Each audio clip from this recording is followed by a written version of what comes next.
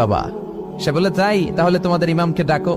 সাইয়েদনা ইমাম আবু হানিফা টাইম দিলেন, এই জুমার দিন, আজকে জুমার দিন না, এই জুমার নামাজের পরে ঠিক ভর দুপুরে 2টায় সবাই আমরা একত্রিত হব। নাস্তিকও আসবে, সাইয়েদনা ইমাম আবু হানিফাও আসবে। জুমার সালাতের পরে লোকের বন্যা বয়ে গেল, বাঁধ ভাঙা জোয়ার, অনেক মানুষ। নাস্তিক এসেছে, লক্ষ লক্ষ লোক এসেছে, আসে নাই ইমাম আবু হানিফা। আসে না, আধা ঘন্টা, 1 ঘন্টা, 2 ঘন্টা পরে আসছে। নাস্তিক বলে, এই তোমাদের ইমাম যার কোনো সময়ের জ্ঞানই নাই, এর সাথে কিসের তর্ক? সাইয়েদনা ইমাম আবু হানিফা বলে, ইনদি উযর, আমার ওজর আছে। কি ওজর? সাইয়েদনা ইমাম আবু হানিফা বলেন, আমি ঘর থেকে বের হয়ে আসার পথে একটা নদী পার হয়ে আসতে হয়। আজকে এসে দেখি নদীর মধ্যে কোনো মানুষ টানুষ নাই, নৌকা নাই, মাঝি নাই, কিচ্ছু নাই। তো হঠাৎ দেখলাম পাশে বিশাল বড় একটা গাছ, এই গাছটা এমনি এমনি 2 ভাগ হয়ে গেল।